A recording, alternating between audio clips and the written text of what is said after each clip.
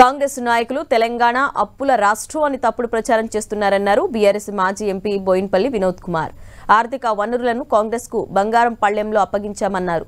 ఈ వనరులను కాంగ్రెస్ ప్రభుత్వం జాగ్రత్తగా ఉపయోగించుకోవాలని సూచించారు. కాంగ్రెస్ ప్రభుత్వం మంచి పాలన అందించాలని కోరుకుంటున్నామన్నారు.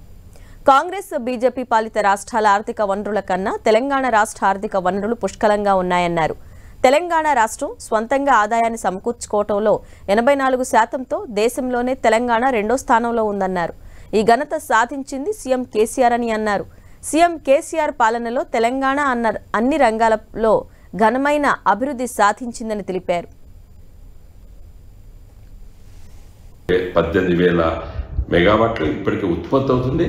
26,000 మెగావాట్ల ఉత్పత్తి స్థాయికి తెలంగాణ రాష్ట్రాన్ని గౌరవనీయులు కేసీఆర్ గారి నాయకత్వాన ఈ 10 సంవత్సరాల తెలంగాణ అభివృద్ధి, కరెంటు మరి 400 kV సబ్స్టేషన్స్ కానివ్వండి, ఇంకా అవన్నీ కూడా లెక్కలు తీస్తే చాలా పెద్ద లెక్కలు ఉన్నాయి.